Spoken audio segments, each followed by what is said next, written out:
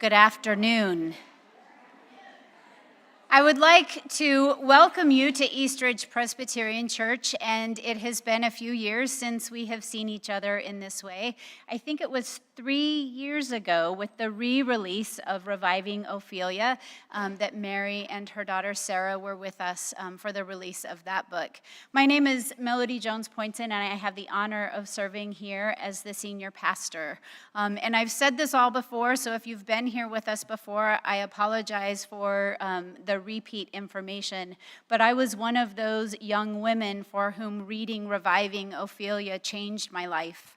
I was just leaving my teenage years, and I was working with young teenage women at the time. And understanding what was happening inside my brain and my heart and my body just really changed the way that I was able to adapt and think about the world around me. That was my first introduction to Mary Pipher and what reading her books could do for me. I have since devoured all of them. And after the last one, I admit to maybe feeling a sense of loss and sadness because I didn't know if there would be another one. So thankful, much to our delight, to find out that Mary is releasing another book, and this one is very timely for us in the living of these times. Reflections that will remind us of hope and light and love all around us, even at times when we might not see it. So I know you did not come here to hear me today, but all of this is important for us because I think that we have come here seeking the kind of honesty and open sharing that we are used to Mary giving us that helps us in our own lives to understand what's happening. So thank you, Mary, for releasing another book and for sharing with us this very timely guide for living in these days. Thank you all for coming. Mary Pipher.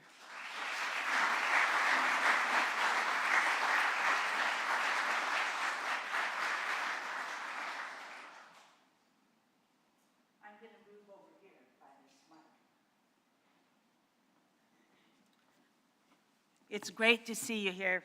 Thank you for coming out on such a beautiful afternoon.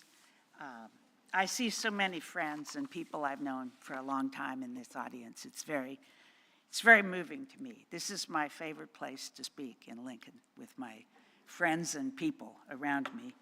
I also want to thank Melody and Donna for hosting us at this church, and Leslie of Francine Finch and her assistants, Pat and Kim, and my assistant today, Bev Jester, who came to just keep me company as I sign books.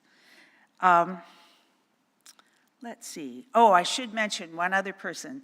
My hands don't work very well anymore, and so I always get to a point in a book when my hands won't allow me to keep writing. And this time I was extraordinarily lucky to have the wonderful assistant, Sharon Kennedy. So she's not here today, but I thank her. This is a themed memoir. The themes are light and time. And it's really just a collection of stories about my literal and metaphorical relationship to light. I hadn't planned to write another book. After my daughter and I rewrote Reviving Ophelia, that was my 12th book, and I thought that's about a good place to stop. But what happened was, during the pandemic, I just didn't know what to do with myself. I was in a dark state mentally. I was home all the time. I didn't have contact with friends or family. I usually go swimming every day, and my rec center where I swim closed. And I realized very quickly into the pandemic that if I didn't have a reason to wake up in the morning and something meaningful to do, I probably wouldn't fare very well during the pandemic, however long it lasted. And of course, it lasted so much longer than we all thought it would. It's still here, actually. And another thing I realized was that at the time I wrote Women Roaring North, which isn't that long ago, only 3 or 4 years ago it came out, I was in a very light-filled part of my life. I had 5 grandchildren who were around all the time and was just having so much fun with them. Jim's, my husband's bands were playing all the time. It just was a really lovely, lucky life. But by the time I was in the pandemic, I was older, I had a few health problems. I was isolated from my friends and lonely. No more dancing, no more music at the zoo bar to hear. And my little grandchildren, the youngest ones, had moved to Canada, the border closed. And my other grandchildren, who I had never really considered the idea they'd grow up, they grew up. And they went to college and left. And it was like, oh no, how could you do that? I thought we had a deal going, that we'd stay around and play with each other for a long, long time. So I felt the need to write a book about those transcendent moments in my life and the ways I had rescued myself historically through dark times. And I also wanted to give the reader some ideas about how to find light in situations that don't look very light-filled at the beginning. So one of the things that's going for me in terms of this book is almost all of my memory is encoded in light. My first memory is actually, I was a baby lying on a blanket before I had words. And I was looking up through the leaves in a tree on my grandmother's front yard. And I remember the light and shadow dancing in these leaves. And I didn't encode it linguistically, but I have that picture still in my mind from that particular day. And so most of these stories, light is a central character, light and time, because at my age it's very impermanence, time passing, it's a very big topic. So I'll read you a few of these stories, and I don't know, let's see. I'm trying to think how long people want to sit in a building on a day like this. If there starts to be a lot of coughing and twitching, I'll stop. And then, I'm not going to ask your questions in here, but you're sure welcome to come through the book line if you have a question or want to say hello. So this first story is the first story in the book. When I was 5, my family was in a difficult situation. My father had signed up for the Army just as the United States entered the Korean War. He'd been home once in the 3 years since he had left in the fall of 1949. That's when I was 2. During that visit, my mother had become pregnant with my brother John, who had yet to meet his father. Occasionally, our dad sent us presents from Korea. I received a cocoa cup he had decorated with raindrops and a pink umbrella. He had carefully printed my name on the side, and at the bottom of the inside of the cup, as a joke, he had written, "Stop." He also sent me a doll and some bright Korean cloth. But really, we children had almost forgotten our father. My mother's name was Avis, the Latin root word for bird or soul. She was indeed soulful, although her singing voice was as croaky as a crow's. Our father was Frank, appropriately named because a more authentic and direct man did not exist.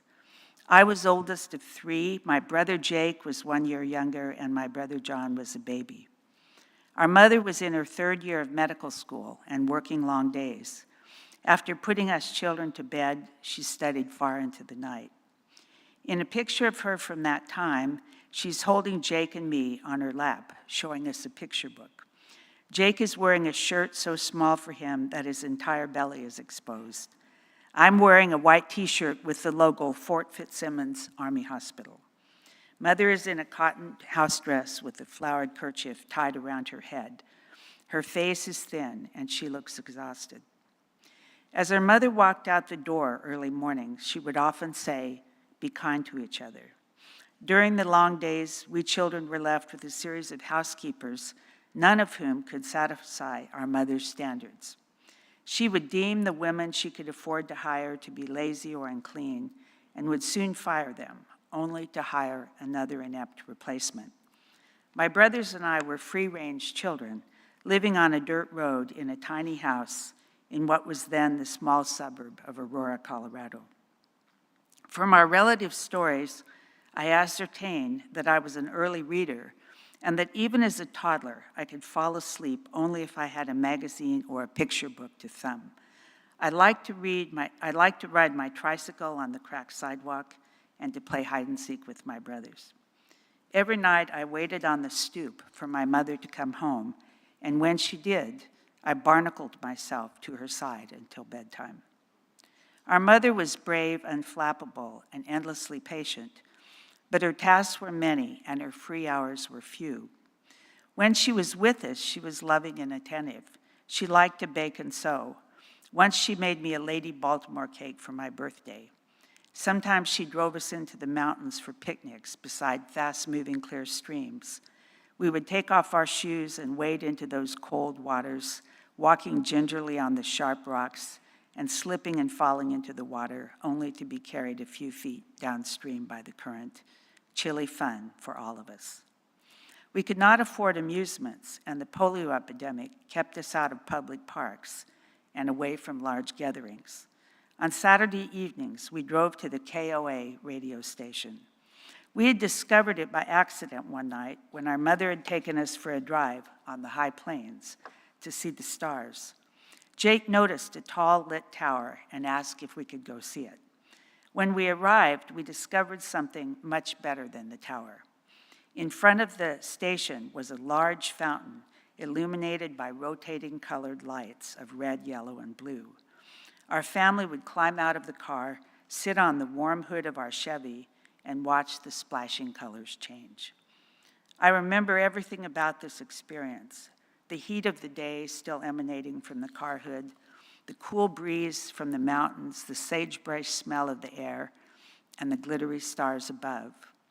But it was the fountain that entranced me, the way the light danced in the cascades of water and spray flashing red, then blue, then yellow, and of course the rainbow hues in between as it turned from one color to the next. Dazzled by the sparkling colored lights, I forgot my missing father, my indifferent caregivers, my loneliness, and my restlessness. At the time, I didn't have words to explain my fascination, and I'm not sure I have those words now. But this light on water was the most beautiful thing I had ever seen. I would stay focused on the fountain for a long time. Of course, my little brothers quickly grew bored and ran around the parking lot. Our mother retired to the driver's seat and dozed. She was an expert on catnaps and would take them all her life. Eventually, it would be time to climb back into the car for the ride home. I shut my eyes and would try to keep seeing those lights. Their beauty, the beauty of the light, soothed me and carried me away from my everyday life into something vast and universal. It still does.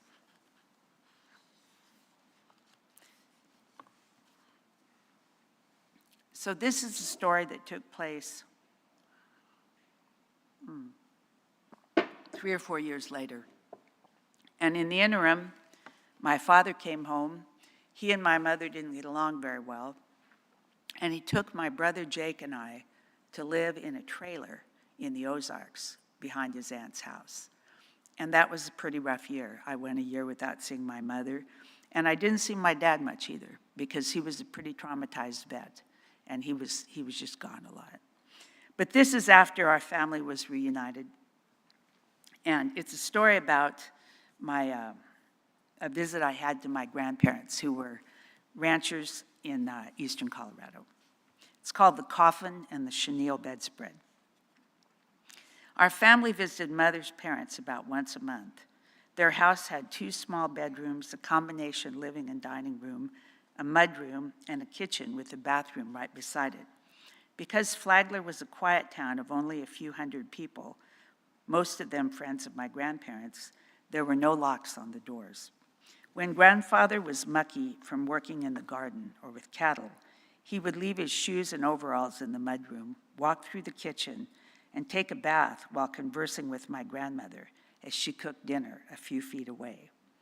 When we visited, my parents slept in the guest bedroom with my sister Tony. I slept on the couch, and my brothers slept beside me on the floor. I liked the closeness to my family, and especially to my grandmother, who was only 30 feet away. One day, my grandfather had an idea for a new sleeping arrangement. A neighbor had purchased a refrigerator and given my grandfather the large wooden box it was shipped in.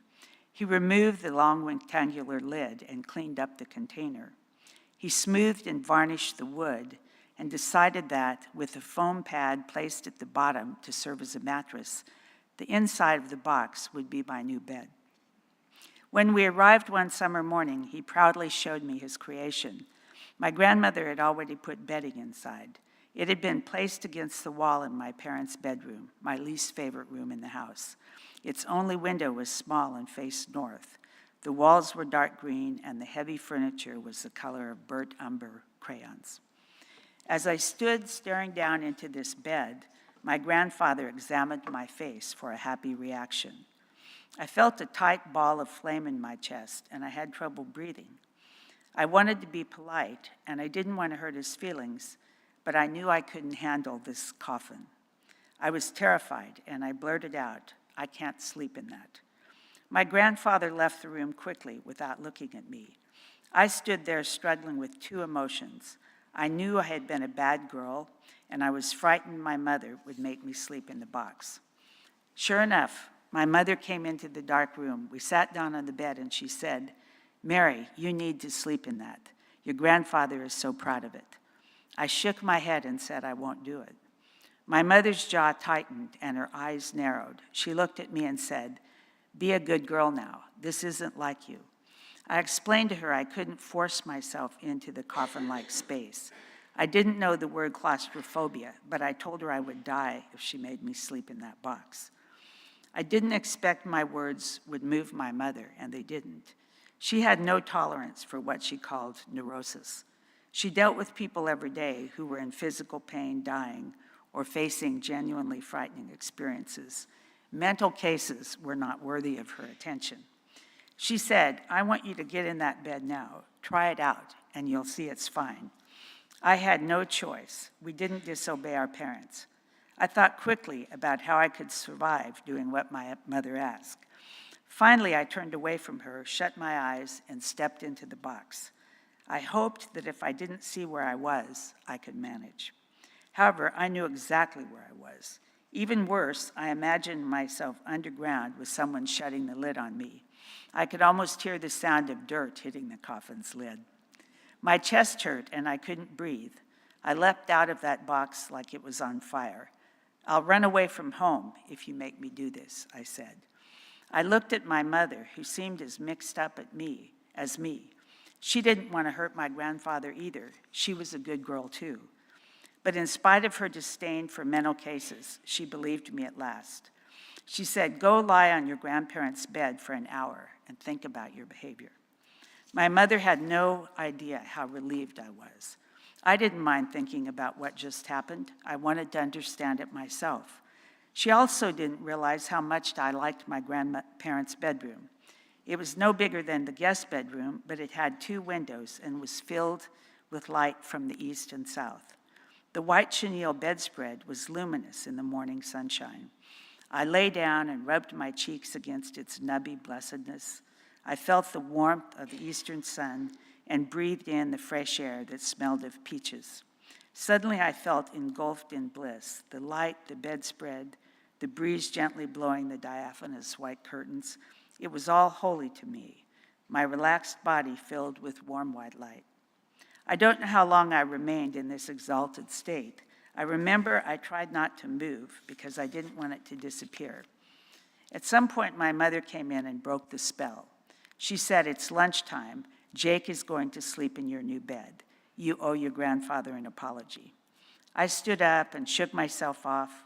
I was waking from a trance, yet remnants of bliss flittered inside me. I floated to the kitchen and told my grandfather I was sorry.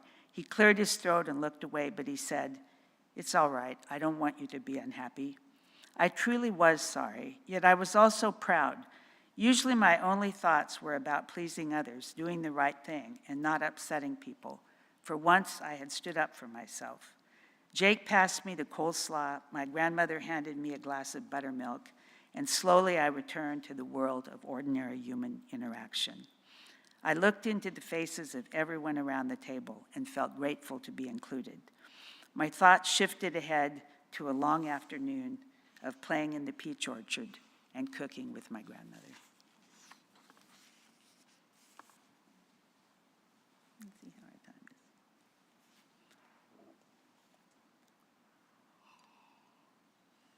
is. Here's a little story. We lived in Dorchester first, and then we moved to Beaver City, Nebraska, which is out by Norton, Kansas, right on the Kansas-Nebraska border. And this story is called Prairie Dog Villages. Show me a village and I'll show you the world, Tolstoy Road. Beaver City was my world, and I was old enough to navigate it on my own. I had a best friend, a pack of neighborhood kids, access to the small downtown, and to my mother's clinic. I could have my pick of adults and children to enjoy. Alvin Rogers was our school's janitor and the bounty hunter who sold us baby coyotes.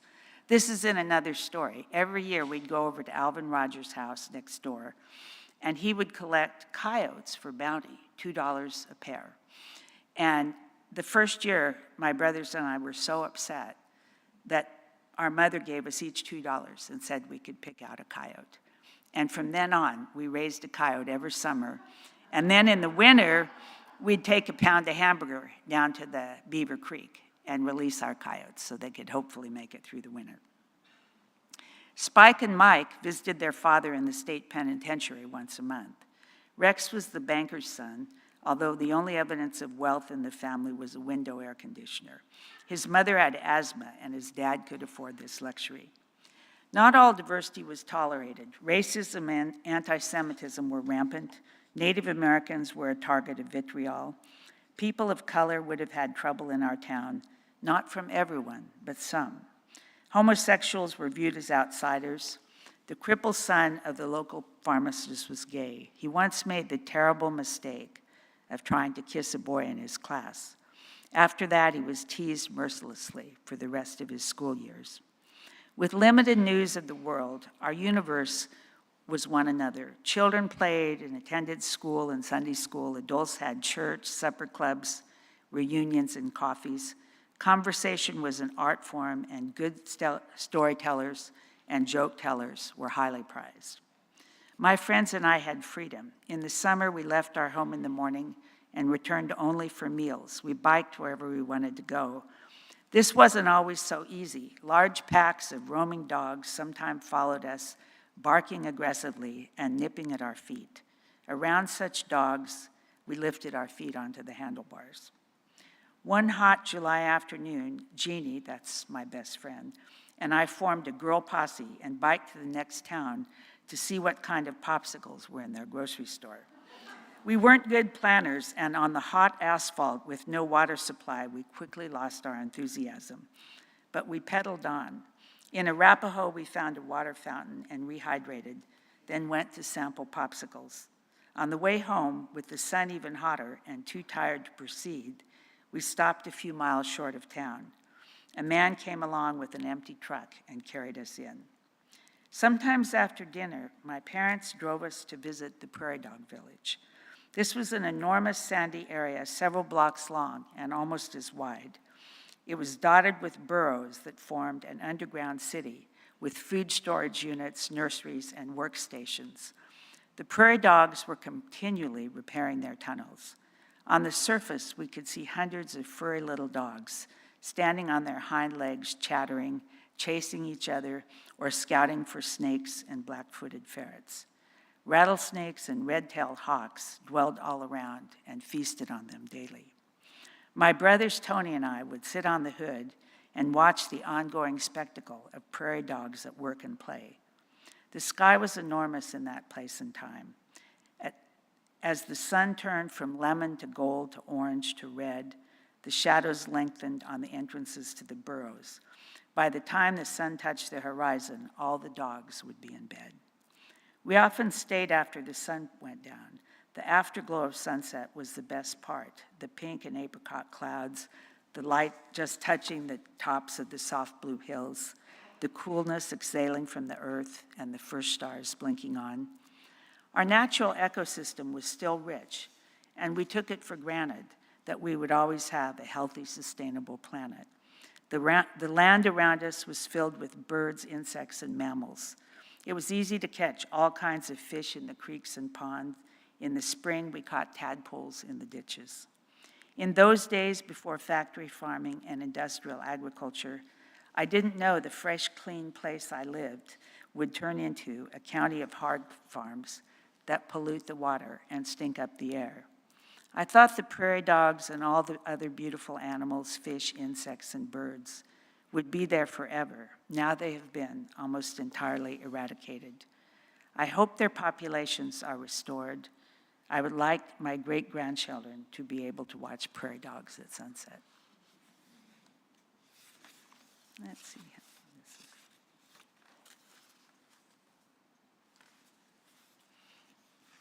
I'm going to read one. After I became a speaker, I did a lot of traveling internationally and speaking in foreign countries. And this is about a trip to Okinawa. And Okinawa, I think you'll know from this story, but my father was a medic in Okinawa during World War II. And that was one of the most bitterly fought battles of Second World War. In 1995, I was invited to work in Okinawa. This was just after the armed services had resolved to fully integrate women into their ranks. The Navy needed gender education, and I was selected to be its speaker. The military gives people a rank so it knows where to put them in the hierarchy. I can't remember my rank, but it was high, and Jim and I were given the general's guest house. This was a spacious four-room apartment with leather-bound books, a fully stocked bar, and elegant furniture. During my time on this island, almost everything I saw reminded me of my father. 50 years earlier, he had been here as a Navy medic with the invading force whose mission was to dislodge Japanese troops.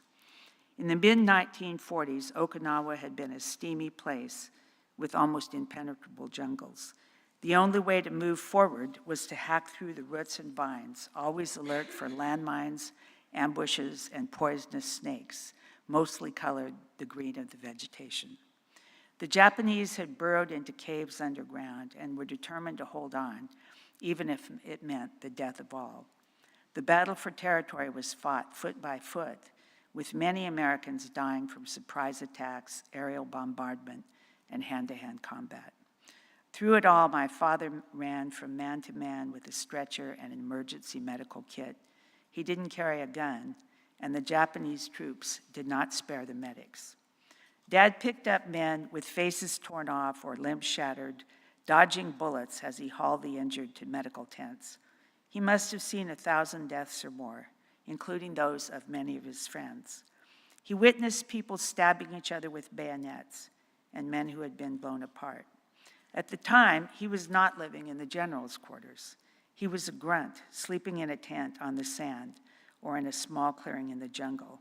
He was covered in insect bites, always hot, and unable to shower or relax. When he wrote my mother, he never mentioned the death, trauma, or the constant risk of being wounded or killed. Instead, he wrote, "The food is terrible, but fortunately the water is even worse." Jim and I dined in the officers' mess, where we were offered fine wine and fresh-caught fish. We were given tours of the island. Under a light blue sky, dark waves rolled onto white sand.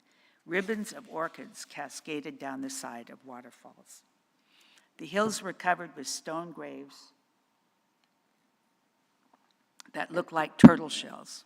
During the battle for Okinawa, 200,000 people died, including 1/4 of all Okinawans. We visited a center by the sea that Pearl S. Buck had founded to promote American-Asian friendship after the war. Now a silver-haired American octogenarian dressed in a kimono was in charge. She offered us tea and then took us to see the nearby cliffs. Pointing to the sharp rocks below, she said that when the Americans arrived, this was where many Okinawans jumped to their deaths. The Japanese had told them that Americans were monsters who would torture and kill them all. As I stood by this serene woman in this peaceful place, I could hardly take in all the suffering that had happened here. Our last gift from the military was a cottage on a private beach where officers took their vacations. We snorkeled in the East China Sea and walked through the orchid-filled gardens. At night, Jim and I sat on the beach and watched the sunset over what was, for us, a new ocean. When the stars emerged, the few constellations that we recognized were upside down. We focused on Canopus, the great star of the south, and on Sirius, the dog star we knew from home. Our father was in his early 20s when he signed up for the war. At his age, I was in college. During the war, he'd been self-sacrificing and courageous, yet he never shared a feast with officers, stayed in a beach house, or snorkeled with 100 kinds of colorful fish. Now his daughter, through many strokes of good fortune, was here too. We each had our destinies. His life was short and filled with events I can hardly imagine. Fate has been much kinder to me. Luck is not evenly distributed. There is not always a connection between effort and reward. Some heroes go unsung. My father's willingness to give his young life, to run through bullets and jungles, to rescue others, is one definition of heroic.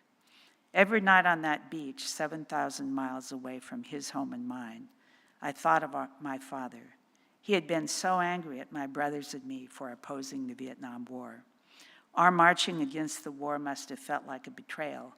He'd been willing to fight for his country. He'd sacrificed so much and been scarred emotionally. Then his children sang Pete Seeger's Steady War No More. My father did the best he could, just as we all do. One definition of adulthood is that we can see our parents as people, independent of their relationships with us. Looking at the night sky, I could see Frank, not as my father, but as a person who, like all of us, was caught in the tides of his times. I think I'll read one more, and since I see quite a few of my musician friends here, I think I'll read the Fab Tones Last Night at the Zoo Bar. The Fab Tones is one of my husband's bands.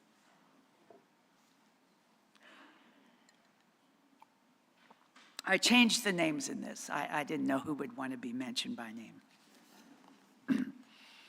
On New Year's Eve, 1999, my husband's band played for all their friends at an event space called The Loft.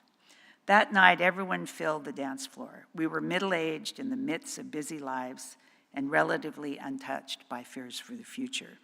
We boogied to good rockin' daddy, Wild Nights, and Pretty Women.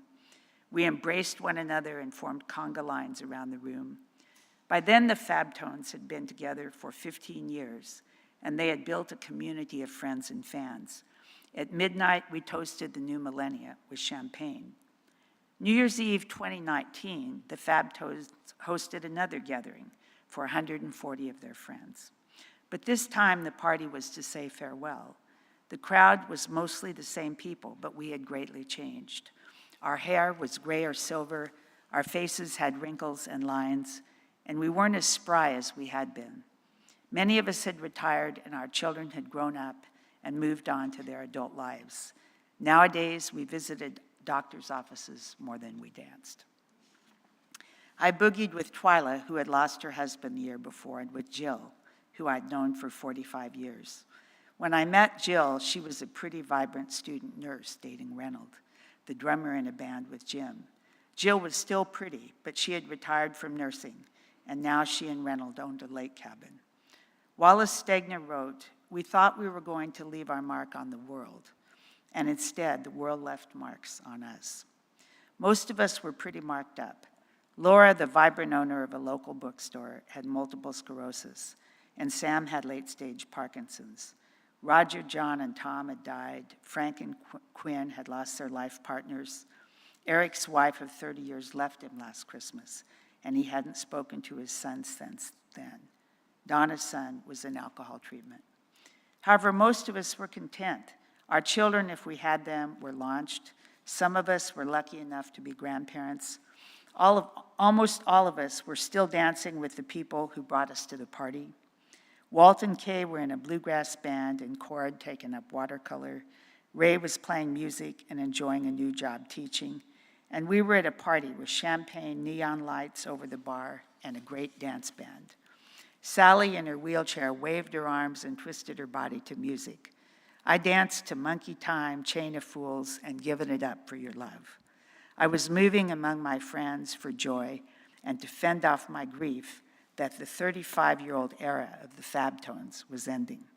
I would never hear that band play these songs again, and most likely I'd never be in a room dancing with this big group of friends. On stage, the band was pulling out all the stops. John's sax solos were ornate and showy, and when he stepped to the front of the stage, his instrument lit up with Christmas lights. Reynolds knocked us out when he sang Domino and Brown Eyed Girl. Nobody but Van Morrison could match him. Pam belted out a raucous version of Empty Bed Blues and poured her heart into Crazy. Steve played his virtuoso guitar, and Jim backed it all up with his steady bass. Such wonderful music. How could they let this end? But the musicians weren't ending this era, time was. After multiple health problems, John felt he could no longer handle the practice required to keep up his chops. Steve now vacationed in Florida 3 months a year. The dance clubs, which had been the bread and butter of this band's circuit, were closing down. The Fab Tones' time was up. All evening, I felt a mixture of joy and sorrow. I loved dancing and singing along to my old favorites.